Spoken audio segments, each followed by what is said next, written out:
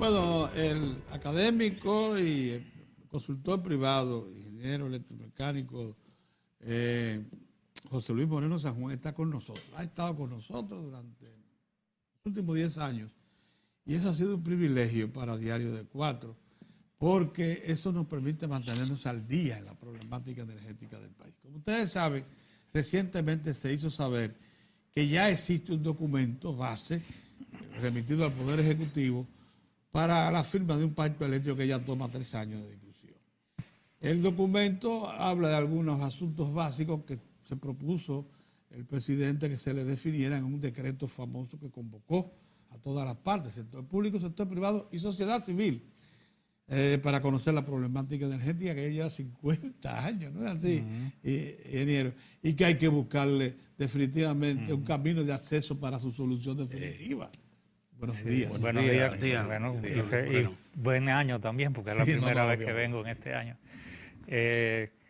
Fíjese, se estaba hablando hace un rato de la cobertura del servicio eléctrico en Haití, ¿verdad? Y eso es un buen punto también para hablar del caso dominicano. O sea, en el caso dominicano es totalmente diferente. A pesar de los problemas que hay de apagones en muchos circuitos, la cobertura, por lo menos de la red y de la población que está conectada, ya anda por el 97.4% de la población. O sea, y en el 2010 estaba en un 94.7%, o sea que se ha ido avanzando a tal vez en algún momento tener una cobertura prácticamente del 100%, y los que no puedan estar en el servicio interconectado estarán en sistemas aislados con energía renovable posiblemente, y el trabajo que hace la UER, o sea, la Unidad de Electrificación Rural, siempre lo hemos destacado como muy favorable para el conseguir ese % de cobertura. Es raro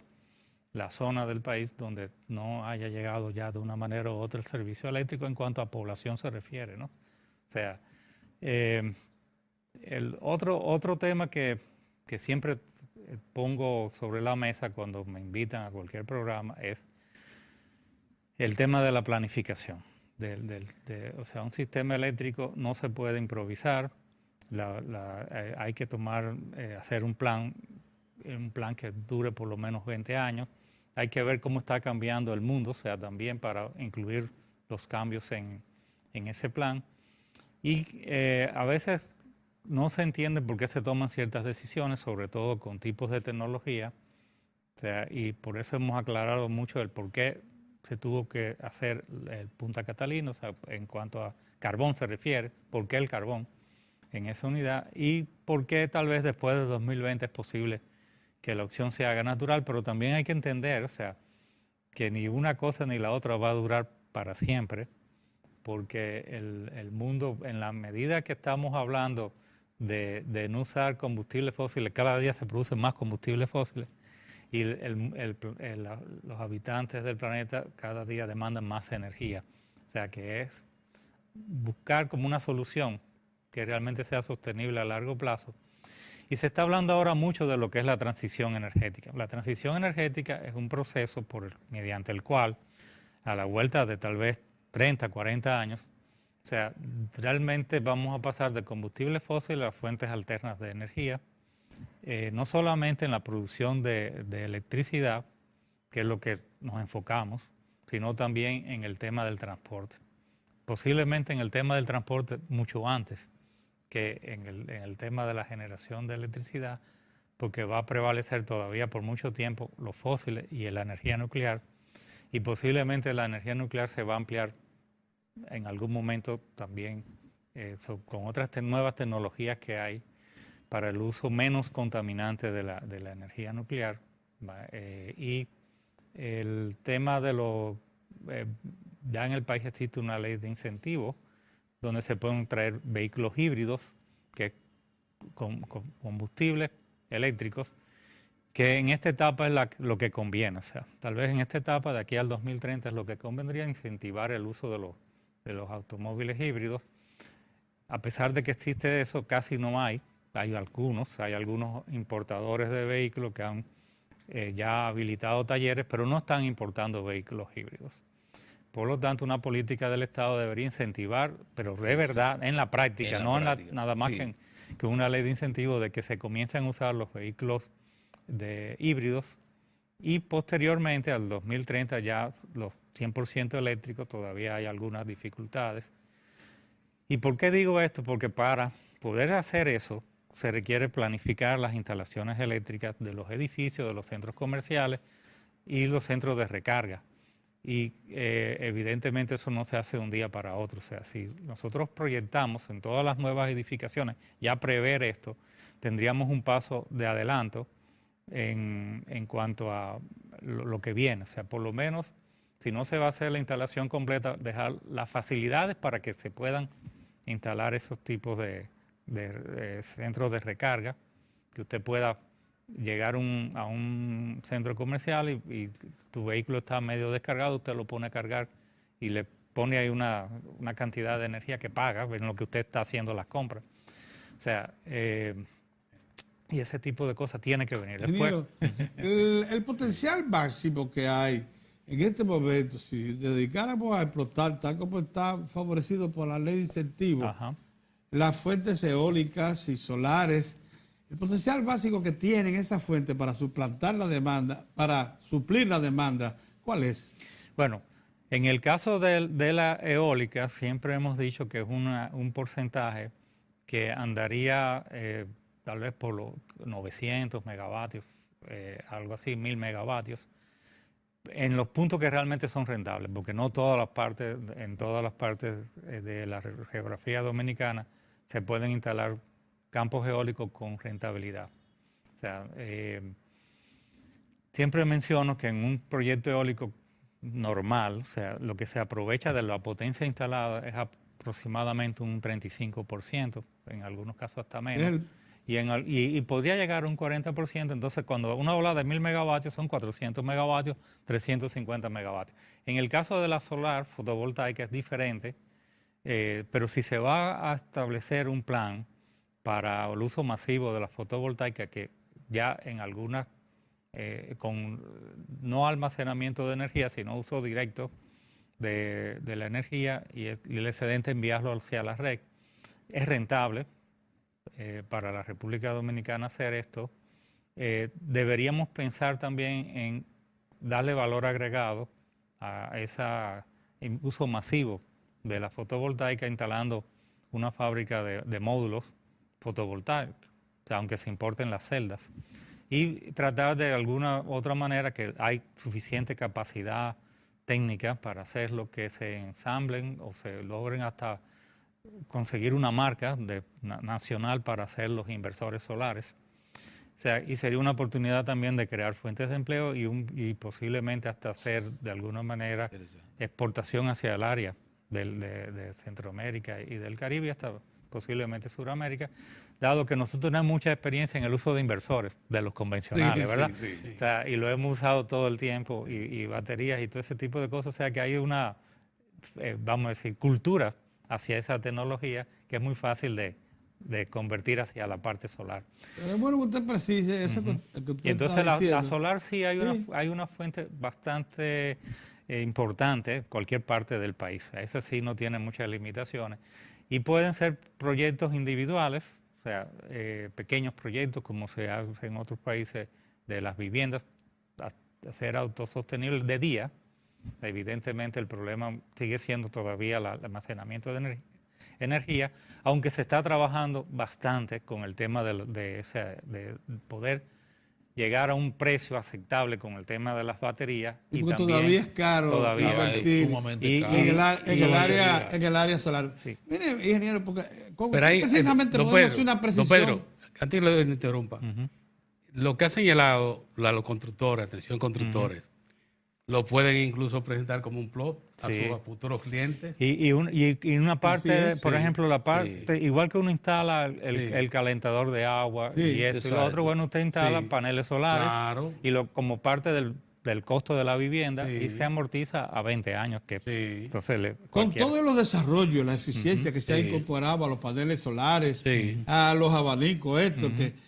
Lo cierto es que ustedes lo que están ligados a la planificación del desarrollo del subsector eléctrico llegan al convencimiento de que lo más que se puede suplantar de la demanda prevista actual y futura es alrededor del 25%. Exacto, sí. Bien, explíquenos, porque así completamos un cuadro En sobre energía. En energía, porque a veces se confunde, en temas de renovables, lo importante es la energía.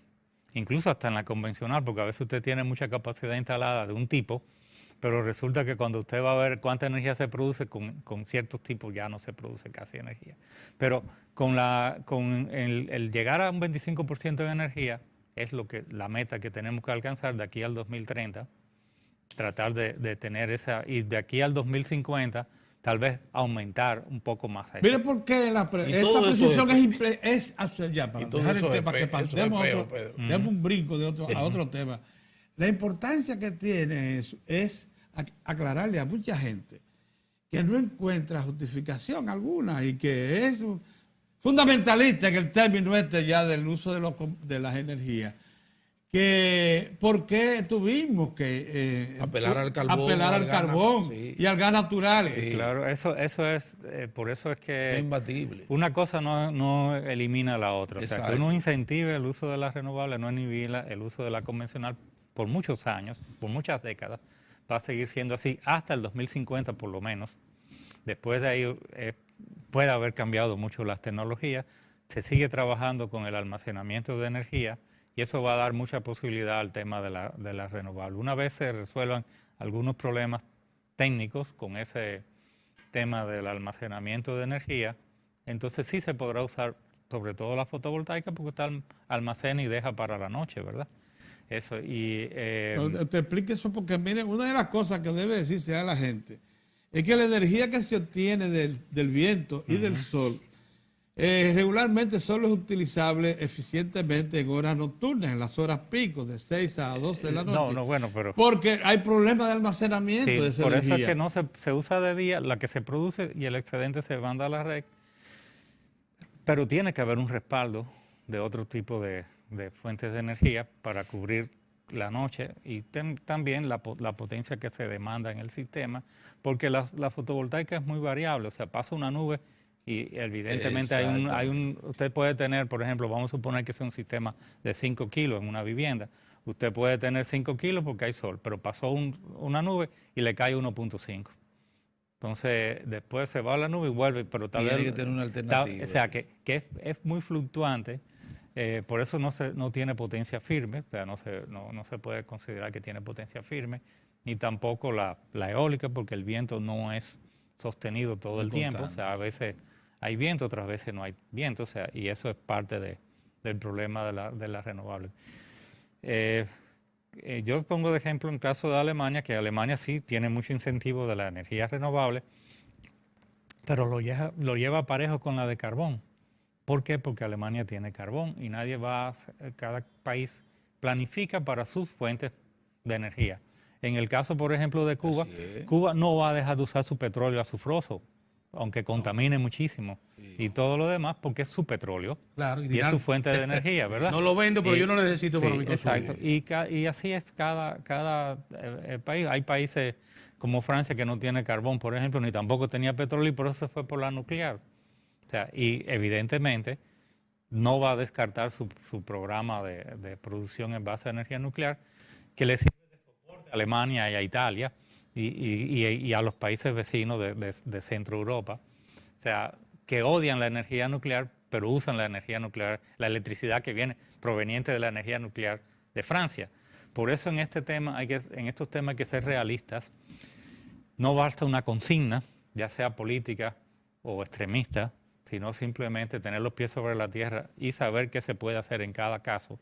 Y evidentemente, en el caso particular mío, yo siempre he sido vamos a decir, un promotor de la energía renovable desde los años 70 y pico para acá. O sea, y cuando casi no se hablaba aquí de energía renovable, ya yo siempre estaba con el tema de la energía renovable y otros colegas. Ingeniero Cristóbal Román, Sazones, que incluso yo siempre lo reconozco como el padre de la energía renovable de la República Dominicana y todavía sigue siendo un soñador y vamos a decir, muchas ideas nuevas. O sea, es como un inventor nato. Sí, entonces, yo siempre lo tengo en muy alta estima al ingeniero Cristóbal Román Sazones. Y evidentemente que no es porque no se conozca, es porque se conoce que realmente hemos sido muy cautos en el uso de las energías renovables por un tema económico, fundamentalmente, porque en ingeniería al final lo que va a definir que se use una cosa o la otra es la parte económica, incluyendo las externalidades, como le dicen. Pero está también las realidades, ¿verdad? ¿Qué se puede hacer y qué no se puede hacer? Eso más o menos la idea. De la fotovoltaica sí tenemos un potencial bastante grande, tan grande que podríamos, si resolvemos el problema del almacenamiento, tener muy buena cobertura de las renovables. Por eso incluso en algún momento nosotros hemos planteado de tratar de llegar a un 50%, pero después del 2050 en adelante, o sea, que se cubra con el renovable. Sí se resuelve el problema de almacenamiento de energía. Hay un problema de almacenamiento. Decía Julio Ortega en estos días aquí en el programa de la necesidad que tiene el país de concentrar sus mayores esfuerzos hacia ese tipo de energía alternativa.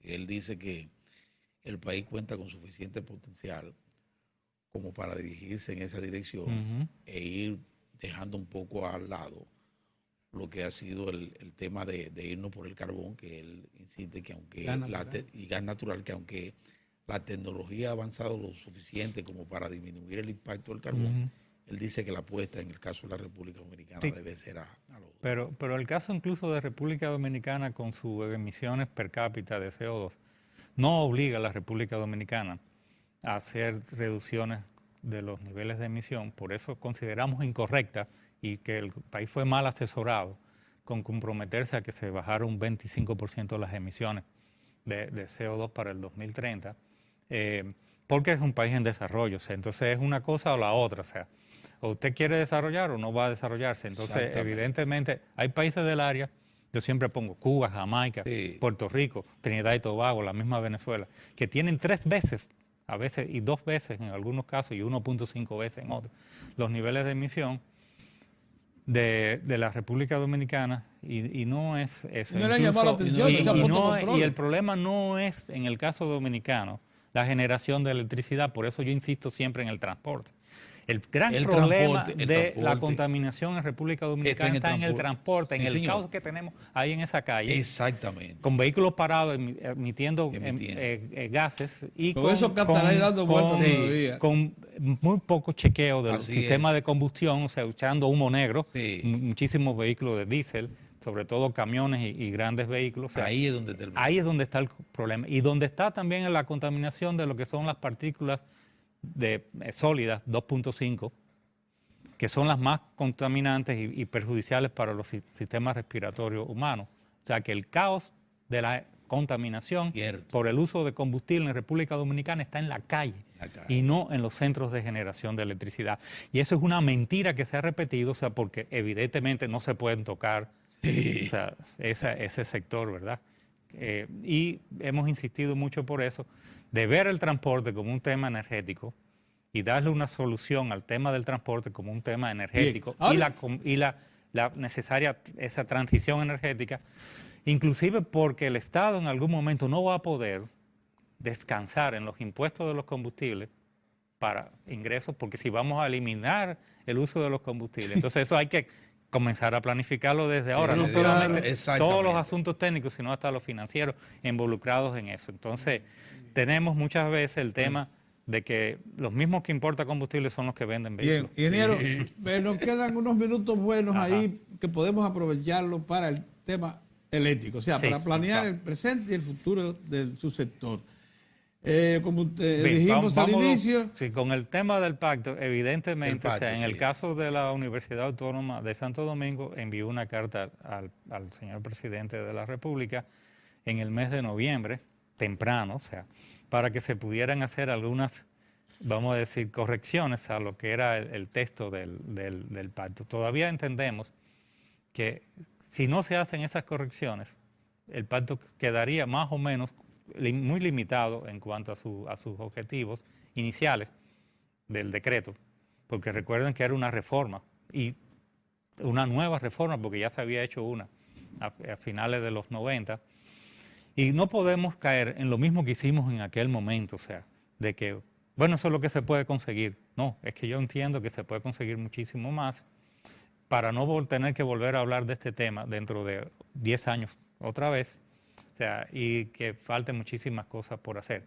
Evidentemente, lo que tenemos que ponernos de acuerdo siempre es que hay que tener una planificación, que esa planificación generalmente la hace una entidad del Estado, técnica, calificada, o sea, y que los planes de expansión no pueden ser indicativos. De hecho, nosotros objetamos el término que se le incluyó en el pacto, que se quitó y después se volvió a poner, porque indicativo significa, de acuerdo a lo que ya la experiencia nacional de los años finales de los 90, principios de este siglo, de que se cumple a según. A según. O sea, que si realmente después a mí esta planta que estaba prevista instalarse en tal sitio, me conviene instalarla en otro lado, yo la instalo en ese otro lado y lo justifico, y siempre va a haber muchísima gente que diga, sí, está bien. Esa famosa discrecionalidad que toman las autoridades. Un plan de expansión es algo que se debe cumplir con cierta rigurosidad. Se puede modificar con el tiempo, porque siempre se retroalimenta de acuerdo a los cambios tecnológicos que puedan ocurrir. Pero generalmente es como una hoja de ruta que usted no se puede desviar de ella si está bien hecha. O sea, los centros de generación van en ciertos lugares de acuerdo a los centros de carga y cómo estén distribuidos los flujos de energía en la red. Eso es algo muy es decir, que no se puede uno salir de eso, aunque después la gente justifique el instalar plantas donde quiera, ¿verdad? Y decir que está bien porque este país es pequeño. Pues evidentemente que a pesar de que es pequeño, no es tan pequeño. O sea, si se compara con una islita de las Antillas Menores, sí es un país pequeño. Pero ya la República Dominicana tiene una determinada dimensión y hay ciertas normas para hacer todo eso. Lo otro es, evidentemente, que era necesaria una reestructuración del sistema en la parte institucional, porque desde el principio estuvo mal. Hay que reconocer que estuvo mal, pero no se reconoce que estuvo mal, sino simplemente por la vía de los hechos se reconoce que estuvo mal. Porque cuando se creó esa dispersión que había en el sector, la CD por un lado, la Comisión de Energía por otro, la Superintendencia por otro y demás, al final, ¿qué es lo que sucedía en la práctica? Que el presidente tenía que nombrar como líder del sector eléctrico a alguien por decreto. Entonces ahora con el ministerio, eso se va a poner un orden en ese desorden que existía institucionalmente, porque todo va a converger al ministerio, ya no tienen que ir al presidente. O sea, si no, se queda